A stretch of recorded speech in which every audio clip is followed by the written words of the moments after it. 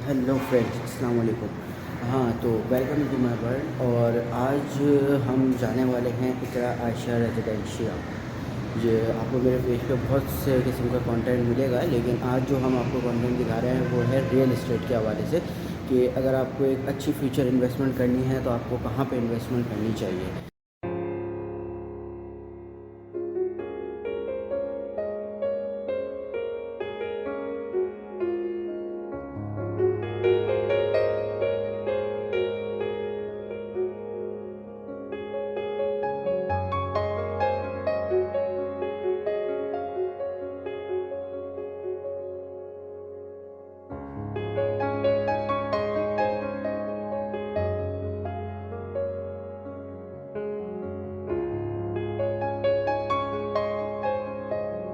Hello friends, अस्सलाम वालेकुम। तो फाइनली हम लोग इकरा आयशा रेजिडेंशिया पहुंच चुके हैं। और आपने ये देखा था कि मैंने रास्ते के जो आपको व्यूज़ दिखाए कि कितना क्लियर रास्ता है, बहुत इजीली हम यहाँ पे पहुंच गए। मुश्किल से कोई हमें ऐसा कोई एक रोड नहीं मिला जो रोड ख़राब हो, तो तमाम रोड्स प्रॉपर बने हुए हैं। और तो फाइनली हम यहाँ पहुँच गए। तो अब हम इसकी मैं आपको ब्रीफिंग स्टार्ट करता हूँ। तो बेसिकली आप ये मेरे पीछे जो देख रहे हैं ये है इसका मेन एंट्रेंस ना। यहाँ से इसका कुछ टाइम में डोर डिज़ाइन होने वाला है। और आप मेरे पीछे पीछे देख सकते हैं कि ये जितना भी एरिया है ये पूरा बाउंड्री वॉल प्रोजेक्ट है। कंप्लीट बाउंड्री इसकी चारों साइड से हो चुकी है।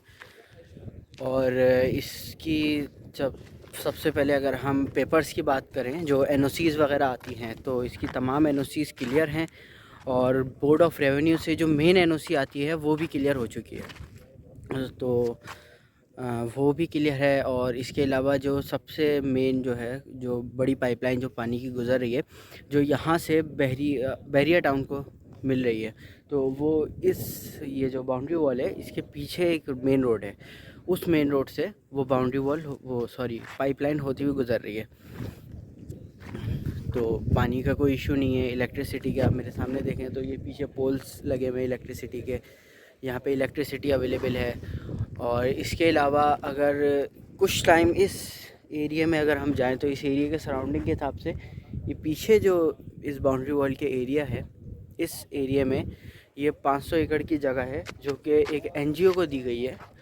वो यहाँ पे आर्टिफिशियल जंगल, एक आर्टिफिशियल फॉरेस्ट रेडी करेंगे, ये उनको दे दी गई है। और बिल्कुल इसके साइड में अगर आप देखें तो ये जो है ये पीएफ की सोसाइटी है, जो जिनकी प्लॉटिंग जिनकी सारी चीज़ें वो सब पीएफ करेगी। और ये बिल्कुल इस बाउंड्री वॉल के बराबर में आप समझें कि इस बाउंड्री वॉल के साथ एक रोड है और उस मेन रोड के बाद जो एरिया है उसमें ये पीएफ की सोसाइटी है जो आप मेरे पीछे देख रहे हैं। और इसके अलावा इन्वायरमेंट बहुत पीसफुल है, यहाँ पे किसी किस्म की कोई परेशानी नहीं है।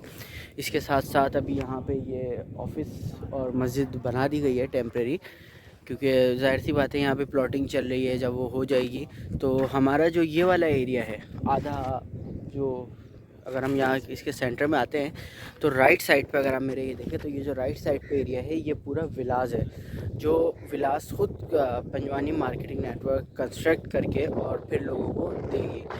तो ये अवेलेबल है। और इसके साथ साथ यहाँ पे अगर आप इसके लेफ़्ट साइड पे आएँ तो लेफ़्ट साइड पे सारी प्लॉटिंग अवेलेबल है। इसके बहुत सारे प्लॉट्स ऐसे हैं जो सेल आउट हो चुके हैं। तो मैं भी इनका एफिलिएटेड मेंबर हूँ पंजवानी मार्केटिंग नेटवर्क का। तो कुछ प्लॉट्स हैं जो यहाँ पे सेल आउट हो चुके हैं। और इसके अलावा एमिनिटीज़, मस्जिद, पार्क्स, सारी चीज़ें यहाँ पे अवेलेबल हैं। तो इस चीज़ से कोई मसला नहीं होगा कि आपको स्कूल है या आपको पार्क के लिए कहीं बाहर जाना पड़ रहा है, या हॉस्पिटल सबसे मेन चीज़ है जिसकी सबसे ज़्यादा ज़रूरत होती है कि आपको हॉस्पिटल है और हॉस्पिटल के लिए आपको इस बाउंड्री वॉल से निकल के बाहर जाना पड़े। तो ऐसा कुछ नहीं है, आपको इस ही बाउंड्री वॉल के अंदर सारी चीज़ें अवेलेबल हैं, जो आई थिंक एक बहुत अच्छी है कि लोगों को तमाम चीज़ों की फ़ैसिलिटीज़ अवेलेबल हैं। अगर आप इन्वेस्टमेंट पॉइंट ऑफ व्यू करना चाहते हैं, क्योंकि इसमें नॉर्मली इतने कोई ज़्यादा रेट्स नहीं रखे गए हैं। और मुश्किल से मेरे ख़्याल से 7 लाख रुपए या 80 गज़ के प्लॉट की पेमेंट है, और जो कि आपको 4 साल के आसान एक साथ में अदा करनी है, कोई इतनी ज़्यादा भी नहीं है। और आई थिंक मेरा पर्सनली मशवरा ये है कि यहाँ पे अगर आपको इन्वेस्टमेंट पॉइंट ऑफ व्यू से देखना है तो आपको यहाँ पे इन्वेस्टमेंट करनी चाहिए, क्योंकि इससे ये होता है कि 4-5 साल में जब ये एरिया पूरा डेवलप हो जाएगा, सारी चीज़ें ऑर्गेनाइज हो जाएंगी, तो आप यहाँ पे इजीली अपना घर वगैरह बना के रह सकते हैं, तो कोई प्रॉब्लम नहीं होगी और कम पैसों में आपको अच्छी जगह मिल जाएगी। तो ये एक हमारा रिव्यू था जो मैंने आपको दिया इकरा आयशा रेजिडेंशिया के फ़ेज़ 2, क्योंकि फ़ेज़ 2 ये है, फ़ेज़ 1 जो है वो ऑलरेडी सेल आउट हो चुका है।